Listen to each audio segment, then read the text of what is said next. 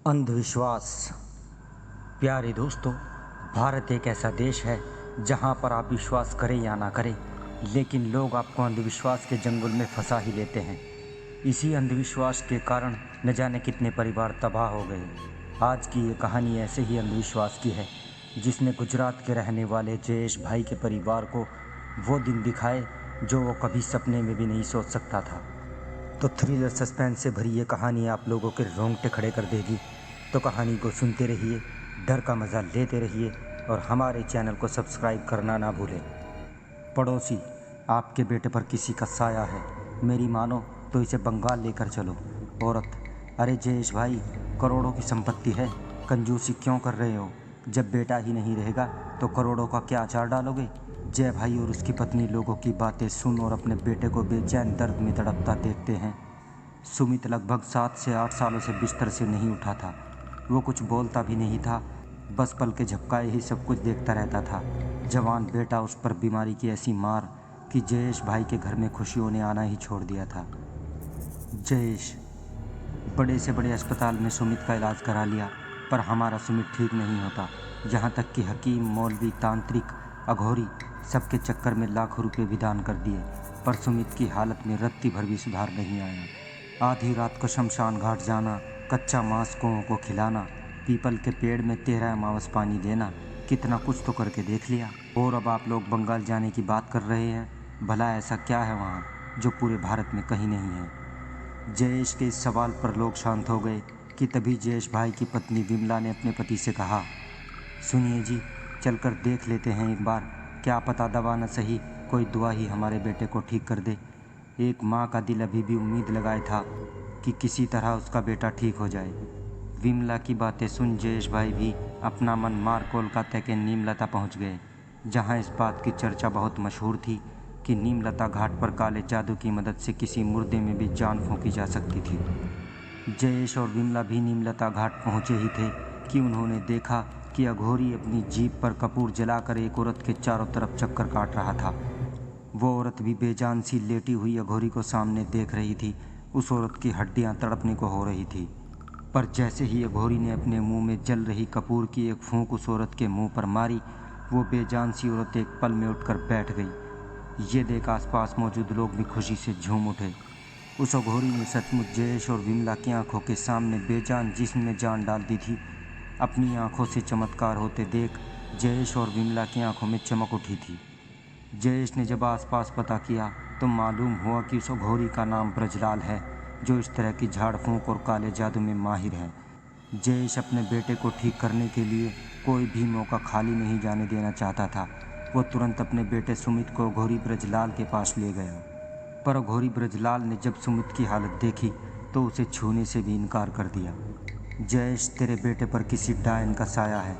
सच कहूँ तो इसके पास केवल 13 दिन बचे हुए हैं। मैं भी अब इसे नहीं बचा सकता हूँ। जाओ, इसे यहाँ से लेकर जाओ, मैं तुम्हारी कोई मदद नहीं कर सकता। अघोरी ब्रजलाल की बातें सुन विमला और जयेश उसके पैरों में गिर गए। अघोरी बाबा, ऐसा मत बोलिए, हम लोग बहुत आस लेकर आपके पास आए हैं। बाबा, आपको जितना पैसा चाहिए मैं आपको देने के लिए तैयार हूँ, बस किसी तरह मेरे बेटे को ठीक कर दीजिए। विमला और जयेश की बात सुन अघोरी का मन भी पसीज गया। उसने सुमित के सिर पर हाथ फेरते हुए कहा, ठीक है, मेरे पास एक जिन्नात की आत्मा कैद है, तो मैं उसकी और तेरे बेटे में जिस डायन का साया है उसकी लड़ाई करवाऊंगा और तेरे बेटे को पूरी तरह से ठीक कर दूंगा। पर पहले बता दूं, इस विद्या में लाखों का खर्चा होता है। और जयेश, तुम्हें उस जिन्नात की आत्मा को अपने अंदर समाना होगा और तुम्हें अपने बेटे के ऊपर उस डायन के साये से लड़ना होगा। यही आखिरी रास्ता है जिससे तुम्हारा बेटा ठीक हो सकता है। अघोरी की बात सुन जयेश चौंक गया। उसने अपने बेटे की जान के लिए अपनी जान दांव पर लगा दी थी। बहुत सोचने के बाद जयेश और विमला ने हाँ कर दी, जिसे सुन अघोरी ब्रजलाल ने दोनों को आधी रात के पहर अकेले 25 लाख रुपयों के साथ शमशान घाट बुलाया था, जहां अघोरी ब्रजलाल आधी जली चिता में आहुति डाल के मंत्र पढ़ रहा था। अघोरी, आ गए तुम लोग, मैं तुम लोगों का इंतज़ार कर रहा था।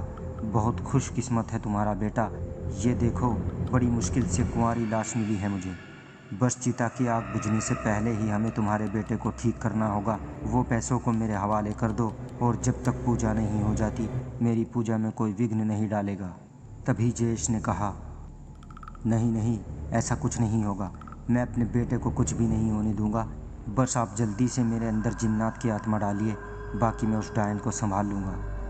ये कहते हुए जयेश ने पैसों से भरा बैग अघोरी को दे दिया। अघोरी ने भी पैसे मिलते ही अपने अनुष्ठान का काम शुरू कर दिया। उसने पहले तो जयेश के माथे पर किसी जानवर का खून लगाकर उसे चिता के सामने बैठा दिया। फिर उसके हाथ में खोपड़ी पकड़ाकर उसके चारों तरफ घूमने लगा और मंत्र पढ़ने लगा। विमला भी कोने में खड़ी ये सब होते देख रही थी और मन ही मन ये दुआ कर रही थी कि जल्दी उसका पति और उसका बेटा दोनों सही सलामत लौट आएं। अघोरी के मंत्र उच्चारण करते ही चिता की आग की लपटें काली हो गई। उसके आसपास काले साए मंडराने लगे जो सुमित के जिस्म के आसपास घूम रहे थे। फिर अगले ही पल अघोरी ब्रजलाल ने चिता से आग का टुकड़ा उठाकर जयेश की जीभ पर रख दिया और तुरंत ही उसका मुंह बंद कर दिया ताकि जयेश की तड़पने की चीख सुन कोई उसकी पूजा में विघ्न ना डाले। फिर तुरंत ही अघोरी ब्रजलाल ने एक छोटी सी बोतल निकाल कर जयेश को देते हुए कहा, ले पी जयेश इसे, इसमें जिन्नात की आत्मा कैद है। इसे पीते ही ये आत्मा तेरे अंदर आ जाएगी और फिर तू अपने बेटे के अंदर छिपी डायन को भी देख पाएगा और उससे लड़ भी पाएगा। दहकती आग को अपनी जीभ पर रख जयेश की जीभ पूरी तरह से जल चुकी थी। वो इस वक्त जिस दर्द से गुजर रहा था वो तो सिर्फ वही जानता था।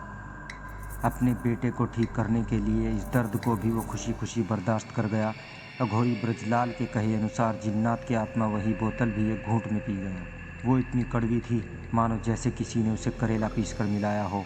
बोतल खत्म होते ही जयेश की आंखें लाल हो गई। अघोरी, वाह मेरे जिन्नात, देख मैंने तेरे लिए कितना अच्छा शरीर ढूंढ निकाला है।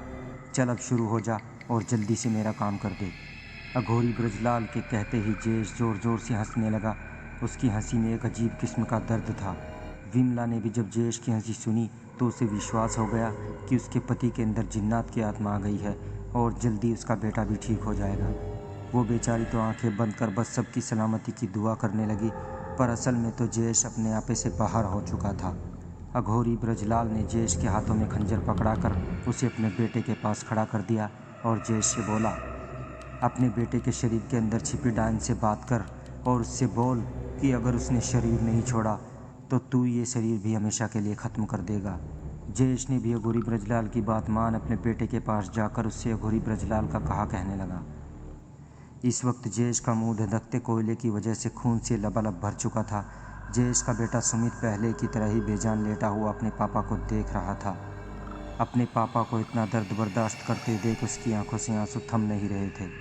जयेश, बोल डायन सुमित का शरीर छोड़ती है या नहीं, नहीं तो मैं सुमित का शरीर ही हमेशा हमेशा के लिए ख़त्म कर दूंगा। बोल जल्दी डायन, बोल। जयेश नशे में मदहोश खूंखार जानवर बन चुका था। उसे इस वक्त ये भी समझ नहीं आ रहा था कि उसके सामने जो बेजान जिस्म पड़ा है वो उसका बेटा सुमित है। जयेश के इतनी बार पूछने पर भी जब सुमित का कोई जवाब नहीं आया तो जयेश ने अपने हाथ में लिए खंजर से अपने बेटे सुमित का जिस्म चीर डाला। ये देख विमला के पैरों तले ज़मीन खिसक गई। वो चीखते हुए जयेश के पास ही आ रही थी कि तभी अघोरी ब्रजलाल ने उसे पकड़ते हुए बोला, रुक जा पगली, अभी मेरी पूजा पूरी नहीं हुई है। मुझे 2 और लोगों की बलि देनी थी, अभी तो एक का मरना बाकी है। वैसे तो साल में 1-2 बार ऐसा होता है। तुम जैसे अमीर अपने विश्वास के चक्कर में मेरे पास मरने के लिए चले आते हो और बदले में खूब सारे पैसे भी दे देते हो। ये कहते हुए अघोरी विमला को खुद से दूर झटक देता है और जयेश के पास जाकर उसके सर पर प्यार से हाथ फेरने लगता है। जयेश, मालिक मुझे माफ़ कर दो, मैं आपका एक छोटा सा काम भी नहीं कर पाया। मैं सुमित के शरीर से उस डायन को नहीं निकाल पाया। मालिक मुझे माफ़ कर दो। अघोरी, नहीं मेरे गुलाम, मेरी अदालत में माफ़ी नहीं सज़ा मिलती है, सज़ा मौत की सज़ा। तो अब तुझे पता है ना कि तुझे क्या करना है। अघोरी के कहते ही जयेश खुद ब खुद अपने हाथ में पकड़े खंजर को अपनी गर्दन पर रख लेता है और सीधा जलती हुई चिता की तरफ चलने लगता है। विमला भी चीखते हुए अपने पति को ये अनर्थ करने से रोक रही होती है। विमला, रुक जाओ सुमित के पापा, ये न करो, बेटा तो छोड़कर चला गया, अब आप भी जा रहे हो। मैं कहती हूँ रुक जाओ सुमित के पापा, होश में आओ। अघोरी ढोंगी है, पता नहीं इसने आपको क्या पिला दिया है, होश में आओ।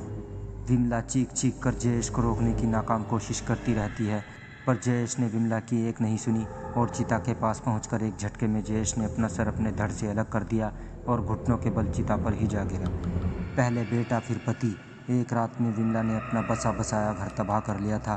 कहते हैं इस हादसे के बाद विमला पागल हो गई और आज भी वो उसी नीमलता घाट पर किसी तरह अपना गुजर बसर कर रही है। लेकिन इस घटना ने बहुत ही बड़ा सवाल खड़ा कर दिया है कि क्या सही में भारत में काले जादू का झाड़ फूंक के नाम पर अंधविश्वास होता है, और अगर होता भी है तो किस कारण से होता है, और इस तरह अंधविश्वास के नाम पर कब तक मासूम लोगों की बलि चढ़ती रहेगी। तो प्यारे दोस्तों, अपनी राय हमें कमेंट में भेजें और हमारे चैनल को सब्सक्राइब ज़रूर कर दें। बहुत बहुत शुक्रिया।